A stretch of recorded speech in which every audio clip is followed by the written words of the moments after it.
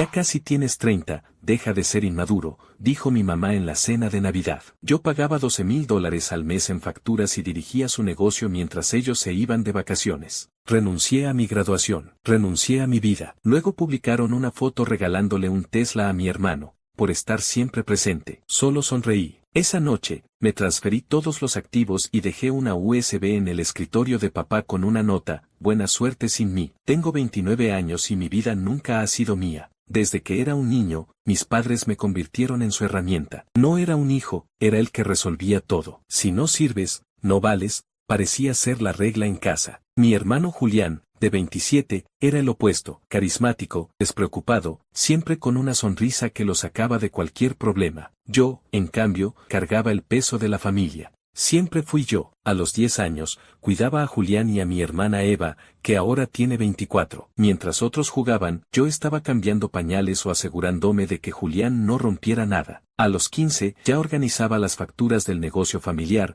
una empresa que facturaba decente pero que mis padres manejaban con descuido. A los 18, cuando mis amigos planeaban fiestas de graduación, yo limpiaba el almacén, revisaba inventarios y pagaba cuentas. Nunca tuve opción. Cuando mis padres decidieron retirarse a medias, me dejaron el negocio. Yo tenía 25, estaba en mi último semestre de administración, soñando con algo propio, pero no me preguntaron. No dejes que se caiga, dijo mi mamá, como si fuera mi obligación. Renuncié a mi graduación, a mis planes, a todo. Me quedé manejando una empresa que pagaba $12,000 al mes en facturas, nóminas, proveedores, impuestos, servicios. No era mi dinero, salía de las cuentas del negocio, pero yo firmaba los cheques, negociaba plazos, me quedaba despierto hasta las 3 de la mañana para que todo funcionara. Mientras, mis padres viajaban a Miami, Cancún, Las Vegas, mandando fotos desde la playa con frases como: trabaja duro y algún día vivirás así. Nunca pedí nada, no porque no quisiera, sino porque sabía que no me lo darían. Si hablaba de mis sueños, emprender,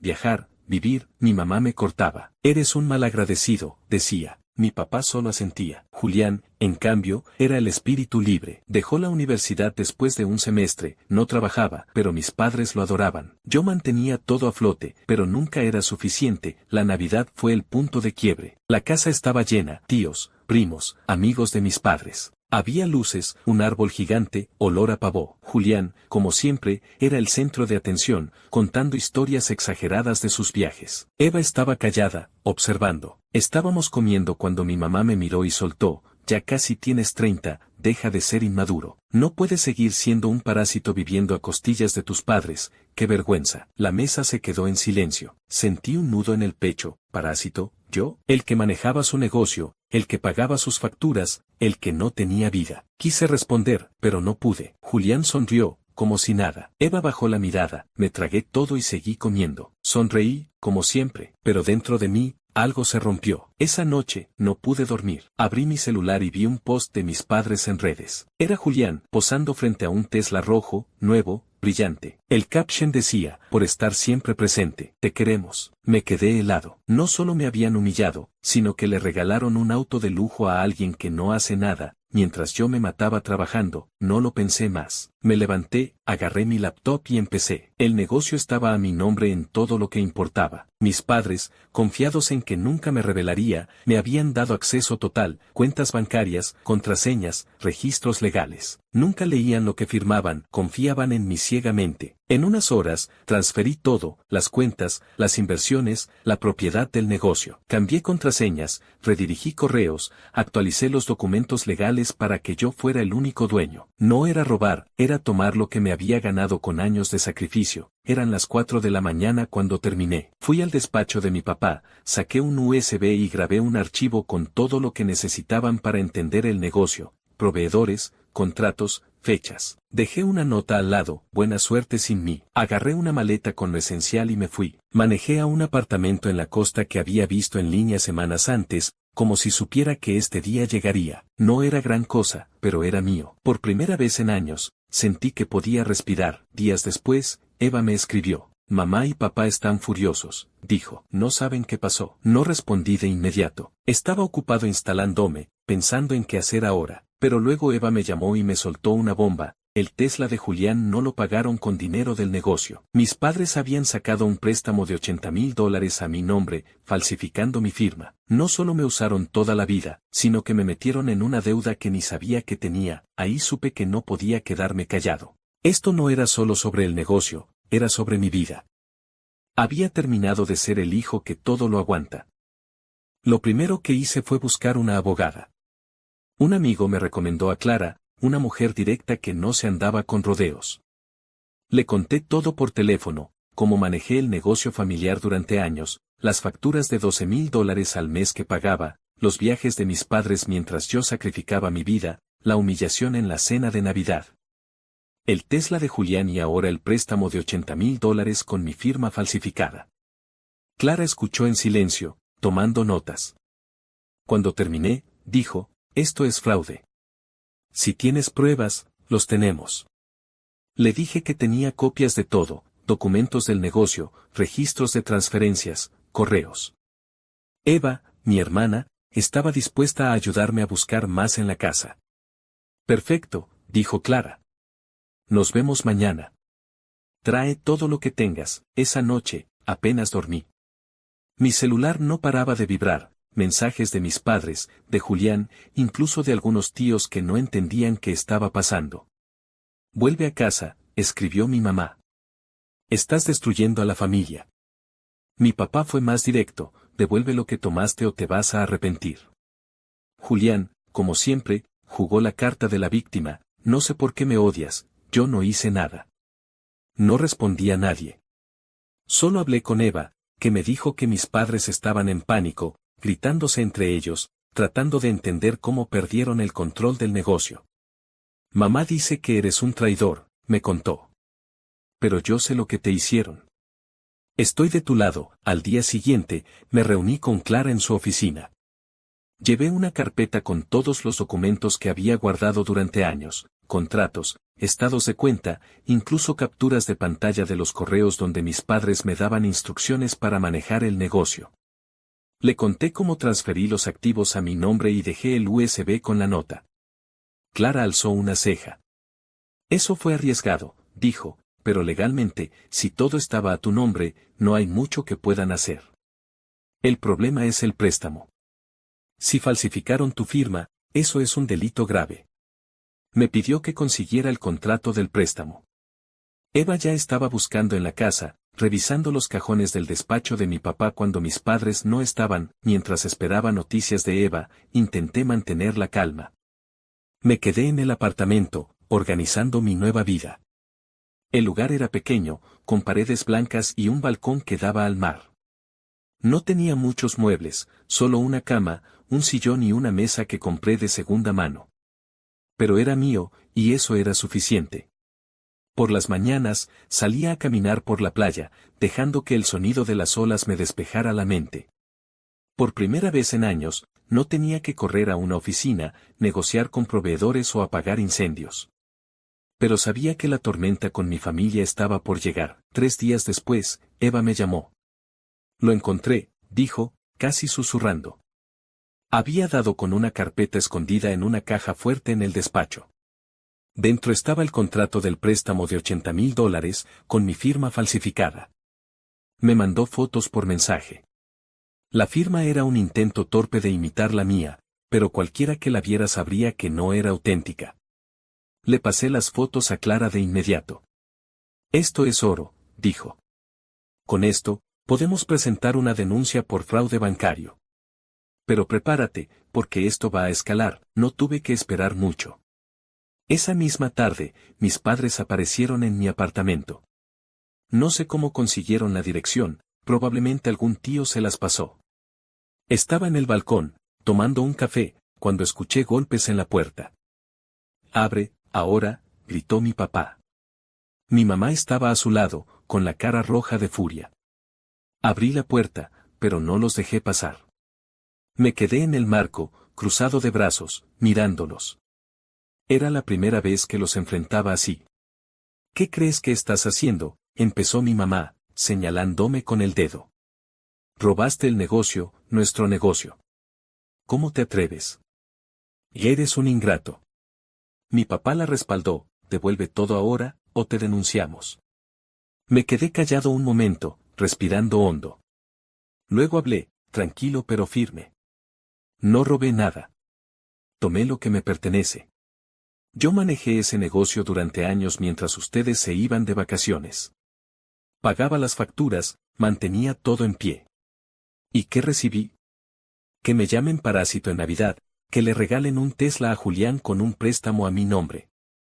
¿Quieren denunciarme? Adelante.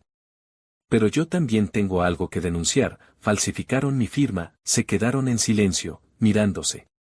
Mi mamá intentó hablar, pero la corté. No quiero excusas. Sé lo del préstamo. Tengo pruebas. Si no quieren terminar en la cárcel, déjenme en paz. Mi papá dio un paso adelante, como si quisiera intimidarme, pero no me moví. No tienes idea de lo que estás haciendo, dijo. Esto es más grande que tú. Me reí, no pude evitarlo. ¿Más grande que yo?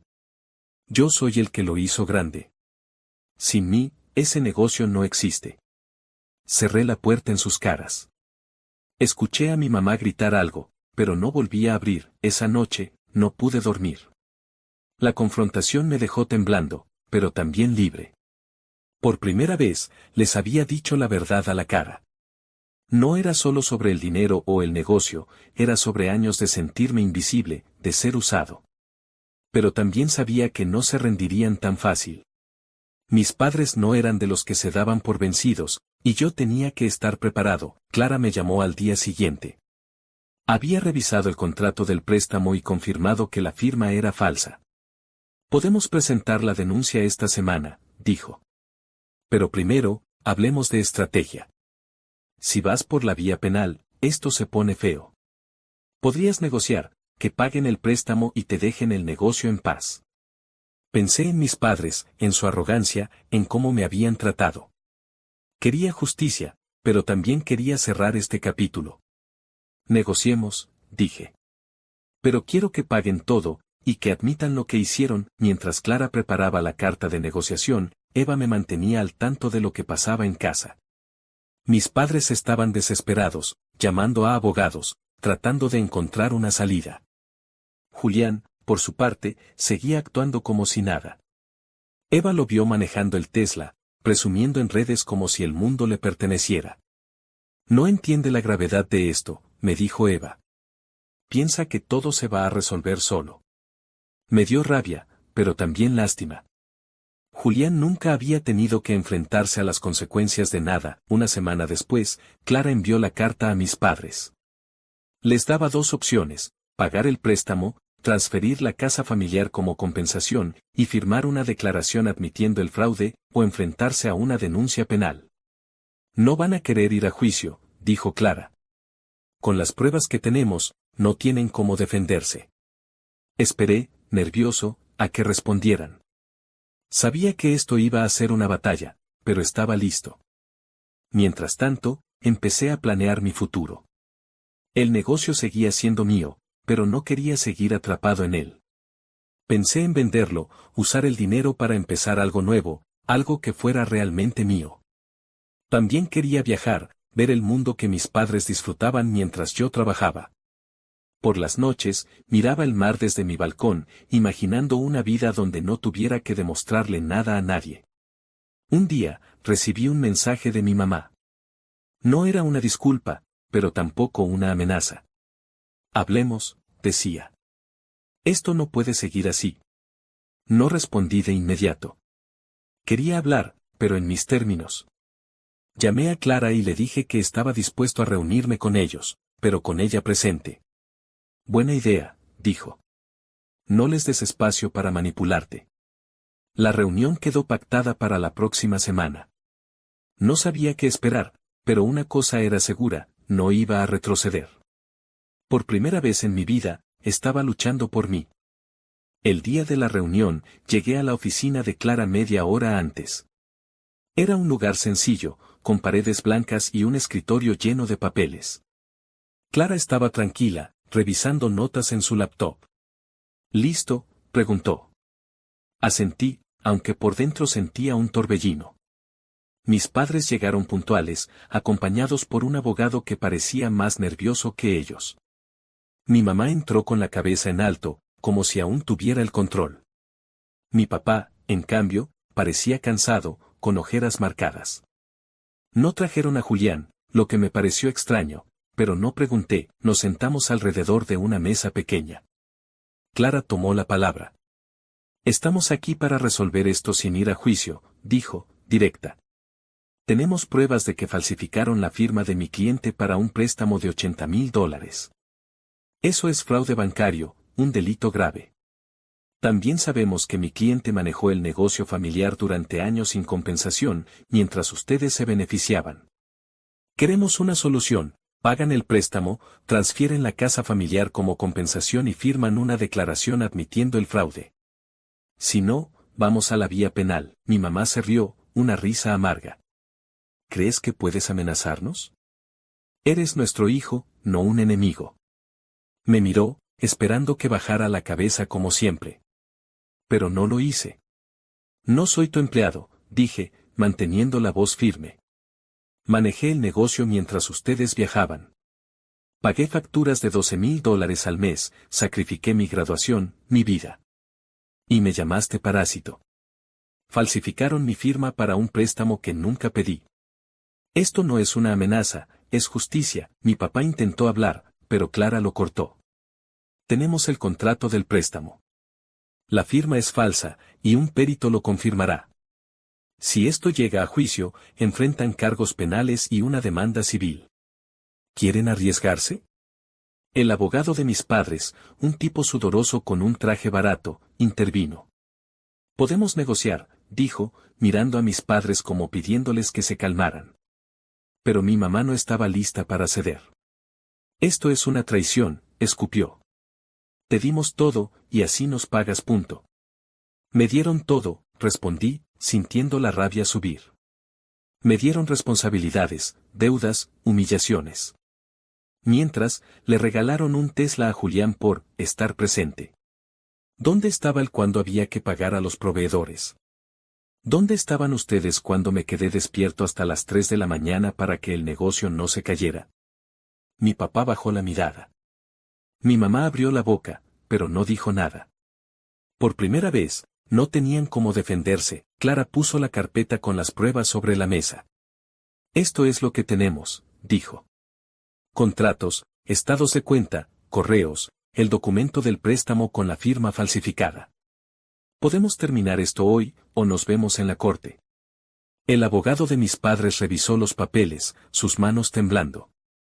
Susurró algo a mi papá, que asintió lentamente. Mi mamá seguía furiosa, pero estaba acorralada. Necesitamos tiempo, dijo el abogado. Clara negó con la cabeza. Tienen hasta mañana. Si no hay acuerdo, presentamos la denuncia. Esa noche, en mi apartamento, no podía dejar de pensar en la reunión.